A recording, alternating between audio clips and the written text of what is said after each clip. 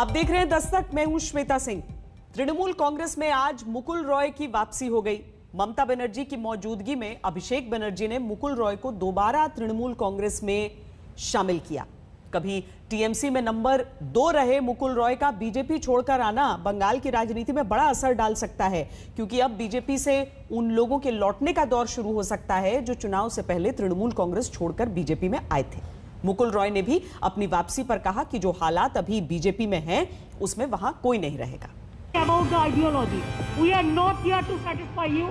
और राजीव बनर्जी और सोनाली गुहा ने भी आने I am not telling about any other.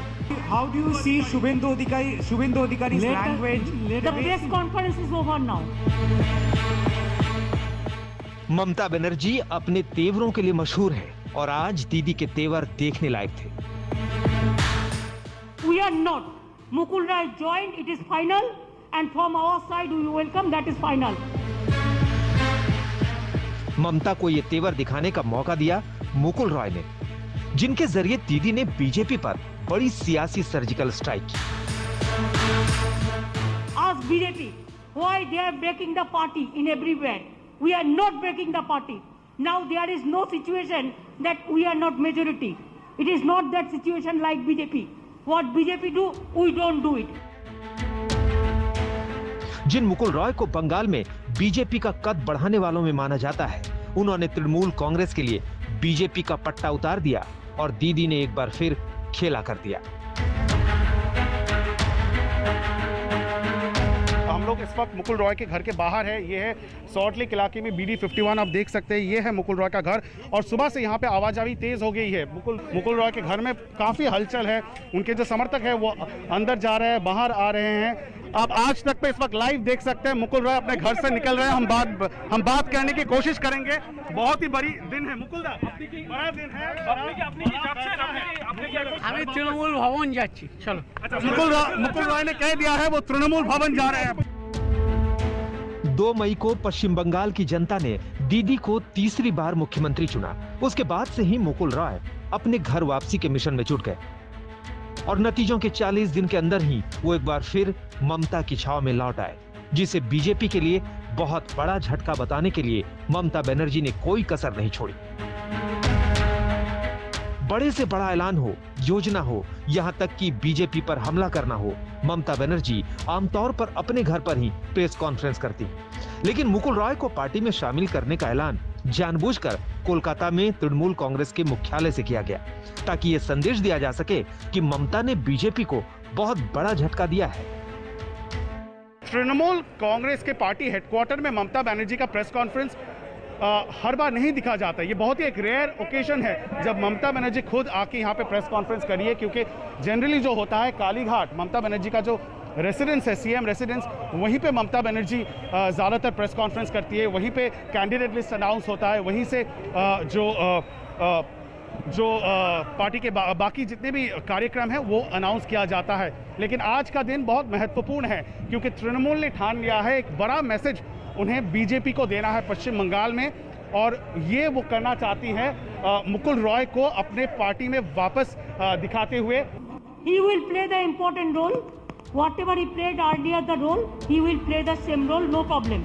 Trinamool Congress is a collective family. Mukul Roy की टीएमसी में एंट्री को ममता इसलिए भी बड़ा दिखाने में लगी हैं क्योंकि वो अभी बीजेपी के राष्ट्रीय उपाध्यक्ष हैं। लेकिन विधानसभा चुनाव के नतीजे आने के बाद से ही उन्होंने पार्टी से दूरी बनानी शुरू कर दी थी। जिस तरह से जो चुनाव प्रक्रिया हुआ था पश्चिम बंगाल के 8 चरण में चुनाव, उसके जो लास्ट जो कुछ चरण थे, वहां पे ये दिखाई दे रहा था कि मुकुल रॉय बिल्कुल इनएक्टिव हो गए हैं। उनका उस तरह से जो राजनीतिक जो कार्यक्रम है उनमें वो हिस्सा नहीं ले रहे थे, और चुनाव खत्म होने के बाद वो बिल्कुल ही इनएक्सेसिबल हो गए हैं। जितने भी मीटिंग्स पश्चिम बंगाल बीजेपी की ओर से रखा गया था, वहां पे मुकुल रॉय शामिल नहीं हुए थे, और तब से ये अटकलें लगाई जा रही थी। लेकिन मुकुल रॉय की वापसी की पूरी तस्वीर कुछ दिन पहले ही साफ होनी शुरू हुई, जब मुकुल रॉय की पत्नी बीमार हुई और उन्हें देखने के लिए अभिषेक बनर्जी अस्पताल पहुंचे। उनके बेटे शुभ्रांशु ने भी फेसबुक पोस्ट से बीजेपी को निशाने पर लिया था, जिसके बाद तय हो गया कि ममता बंगाल में बीजेपी को झटका देने वाली है। कुछ दिन पहले जो सबसे बड़ा डेवलपमेंट था वो ये है कि मुकुल रॉय की पत्नी इस वक्त अस्पताल में भर्ती है, कोविड से वो लड़ रही हैं, और तब अभिषेक बैनर्जी खुद अस्पताल पहुंच गए थे मुकुल रॉय के पत्नी के हालचाल जानने, और उसके साथ साथ शुभ्रांशु रॉय, मुकुल रॉय के बेटा, उनसे भी वहां पे मुलाकात हुई थी। तब से ये कहना शुरू हो गया था कि शायद मुकुल रॉय का जो चैनल है तृणमूल के साथ वो शुरू हो गया है। दावा है कि 3 जून को मुकुल रॉय की नाराजगी को समझते हुए प्रधानमंत्री ने मुकुल रॉय की पत्नी का हालचाल लेने के लिए उनसे फोन पर बातचीत की, लेकिन इसके 7 दिन बाद मुकुल रॉय दीदी के साथ चले गए। हम तो बीजेपी छोड़ के तृणमूल में आया है, और अभी बंगाल में जो स्थिति है, ये स्थिति में कोई बीजेपी छोड़ बीजेपी में रहेगा नहीं। ममता बनर्जी ने मुकुल रॉय के जरिए बीजेपी को 2 बड़े झटके दिए हैं। पहला तो ये कि बीजेपी ने मुकुल रॉय जैसा बड़ा नेता खोया, जिसका लोहा बीजेपी भी मानती है। इसके अलावा ममता की कोशिश बीजेपी को एक ऐसी पार्टी के तौर पर पेश करने की है जहां तृणमूल कांग्रेस से गए नेता खुश नहीं रह सकते। Actually, he was the vice president of BJP All India Party also. So when he left the party, then it is very clear that he was not willing to continue because the political message is not there. So he is not satisfied to work with them. So he feels that his old party is good and always old is always gold, you know. कुछ तृणमूल समर्थक रास्ते में भी खड़े थे और तृणमूल का झंडा लेके मुकुल रॉय को वेलकम करने की कोशिश कर रहे थे। तो खासा उत्साह और जोश तृणमूल कांग्रेस के अंदर है, क्योंकि तृणमूल कांग्रेस ये मानती है कि बीजेपी के लिए पश्चिम बंगाल में ये एक बड़ा झटका है।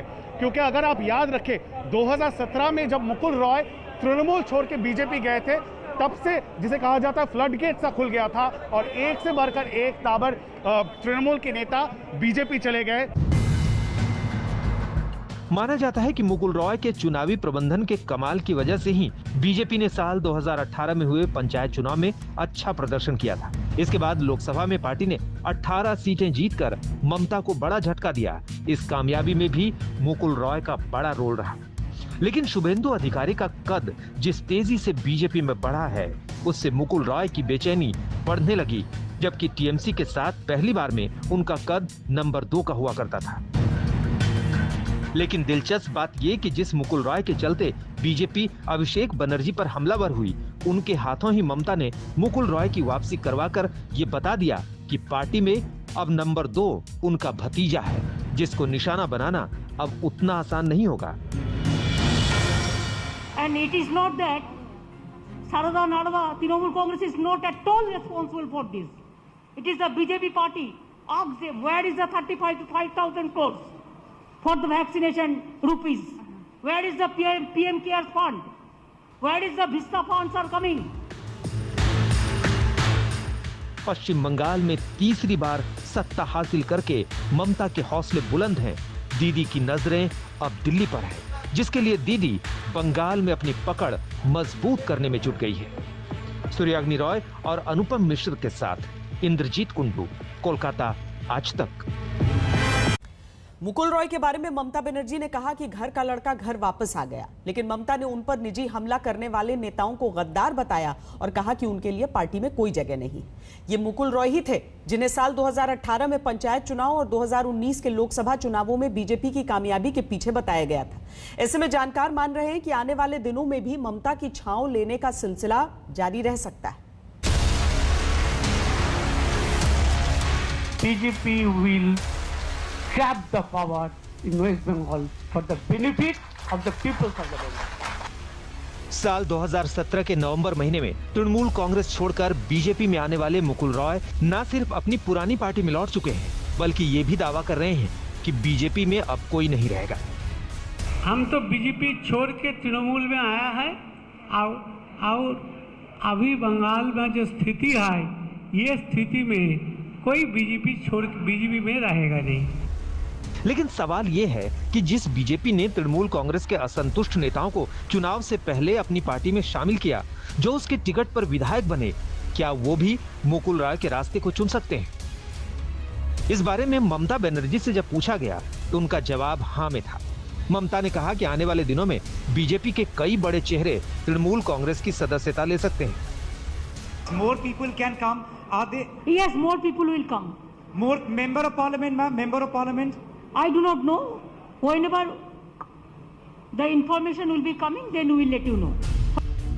ममता बनर्जी ने ये जवाब उनकी पार्टी के नेता सुखेंदु शेखर राय के एक ट्वीट से जुड़े सवाल पर किया, जिसमें उन्होंने मुकुल रॉय के टीएमसी में जाने को लेकर बीजेपी पर निशाना साधा। सुखेंदु शेखर राय ने ट्वीट कर लिखा, बीजेपी का ताश के पत्तों की तरफ बिखरना तय है। बंगाल में ये जल्द होगा। आज जो हो रहा है ये इसकी शुरुआत है। बाद में बीजेपी छोड़ने वालों की संख्या की गिनती करनी मुश्किल होगी। आओ फिर से दीदी ओ दीदी कहो, बदले में अच्छा जवाब मिलेगा भाई। ममता की पार्टी के हौसले विधानसभा चुनाव के नतीजों के बाद से 7वें आसमान पर है। ऐसा करने की छूट टीएमसी को पश्चिम बंगाल के बीरभूम से आने वाली तस्वीरें दे रही हैं, जिसमें बीजेपी कार्यकर्ता टीएमसी छोड़ने के लिए माफी मांग रहे हैं।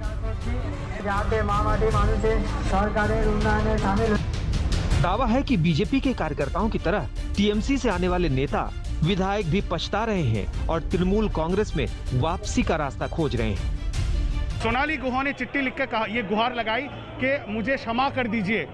दीपेंदु बिस्वास तृणमूल के एमएलए हुआ करते थे, फुटबॉलर, उन्होंने भी चिट्ठी लिख के कहा गलती हो गई है, आप वापस मुझे तृणमूल कांग्रेस में ले लीजिए।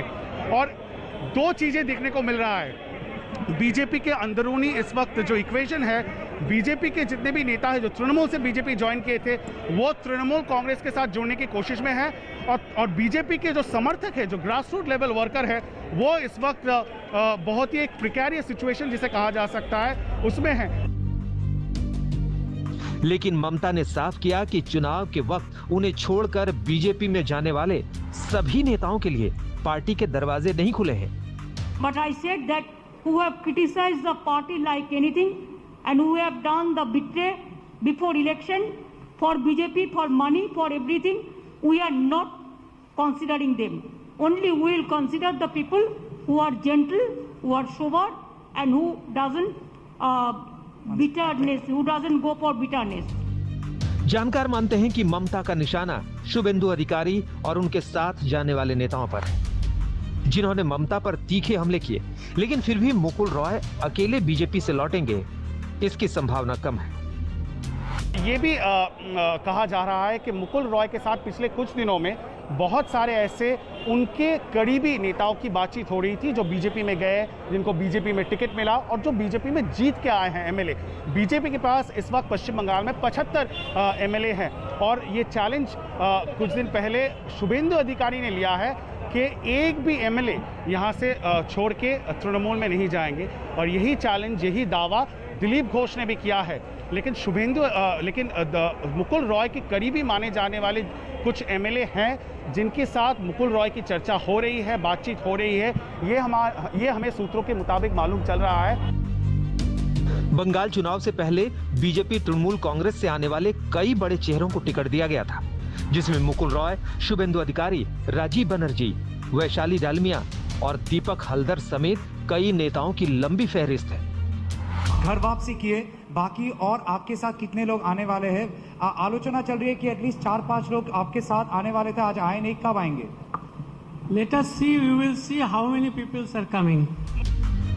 लेकिन पार्टी में टूट फूट रोकने की जिम्मेदारी शुभेंदु अधिकारी ले चुके हैं। ऐसे में बीजेपी मुकुल रॉय के टीएमसी में जाने के फैसले को ज्यादा तवज्जो नहीं दे रही। कोई व्यक्ति आधारित दल नहीं है, हम लोग नीति लेकर राजनीति करते हैं, नेता लेकर नहीं।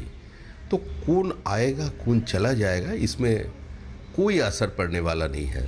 तो इनका आराम गैराम वाला कहानी है, आते रहेंगे जाते रहेंगे, इनको सुविधा जहां मिलेगी वहीं रहेंगे। और उन्होंने पहली बार ये चुनाव जीता है, चुनावी राजनीति में पहली बार वो चुनाव जीते हैं, और वो भी बीजेपी के सिंबल पर। अगर वो उनको जाना ही था तो कम से कम रिजाइन दे के जाते हैं। 2024 में आम चुनाव को देखते हुए बीजेपी ने पश्चिम बंगाल में इतना बड़ा दांव लगाया था, लेकिन नतीजों ने उसे निराश कर दिया। अब दीदी की सारी कोशिश बंगाल में बीजेपी को पीछे ढकेलकर बंगाल की सियासत पर एकाधिकार करने की है, जिसका फायदा दीदी को अपने मिशन दिल्ली में मिल सकता है। सूर्याग्नि रॉय और अनुपम मिश्र के साथ इंद्रजीत कुंडू, कोलकाता, आज तक।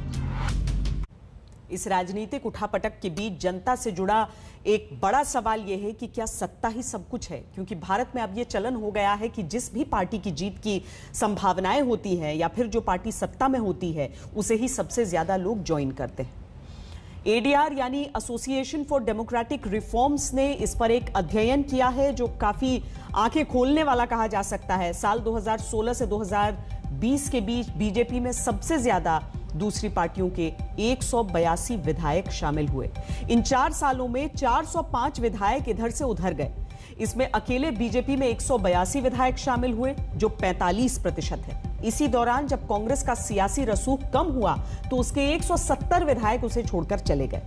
बीजेपी से सिर्फ 18 विधायकों ने दूसरी पार्टी का रुख किया। मतलब सीधा है, सत्ता ही वो चुंबक है जिसकी तरफ विधायक खींचे चले आते हैं। इसके लिए भले ही उन्हें अपनी विचारधारा छोड़नी पड़े या फिर अपनी सियासी दुश्मनी खत्म करनी पड़े, सत्ता के लिए हमारे नेता कुछ भी करने को तैयार हैं। लेकिन क्या यह जनता से सीधे सीधे धोखेबाजी नहीं है? क्योंकि चुनावों में जो नेता एक पार्टी विशेष का विरोध करते जनता से वोट लेता है वो रातों रात बदल जाता है, उसे बड़ा पद दे दिया जाता है। क्या अब वक्त नहीं आ गया है कि इसे रोका जाए? इस बारे में हमने एडीआर के प्रमुख retired major general Anil Verma से बात की। किसी एक मैनिफेस्टो को लेके, किसी एक पार्टी की आइडियोलॉजी को लेके आपने इलेक्शन लड़ा, आप जीते और फिर आप जो भी एमपी या एमएलए बने और उसके बाद फिर आपने दूसरी पार्टी ज्वाइन कर ली। सो सत्ता की जो वो है लालच और पावर, इसी के चक्कर में मतलब बिल्कुल ये साफ दिखाई देता है कि पॉलिटिशियंस जो हैं आजकल कोई आइडियोलॉजी को फॉलो नहीं करते हैं, सिर्फ सत्ता में रहना चाहते हैं। तो इसलिए एंटी डिफेक्शन लॉ को बिल्कुल स्क्रैप करके और उसकी जगह दूसरे लॉ बनाने की ज़रूरत है ताकि ये जो चल रहा है अभी तरीका, ये ख़त्म किया जा सके। और अब इस वक्त की बड़ी खबर आपको हम दे देते हैं। प्रधानमंत्री आवास पर जो बैठक चल रही थी वो खत्म हो गई है। केंद्रीय मंत्रिमंडल में फेरबदल की खबरों के बीच ये बैठक चल रही थी। पीएम मोदी से अमित शाह और जेपी नड्डा की ये मुलाकात अब खत्म हो गई है। लगभग 5 घंटे तक चली इस बैठक में क्या निकलकर आया है इस पर सबकी निगाहें हैं, लेकिन केंद्रीय मंत्रिमंडल में फेरबदल की गुंजाइश की बात की जा रही थी। दस्तक में आज के लिए इतना ही। देश और दुनिया की बाकी खबरों के लिए आप देखते रहिए आज तक।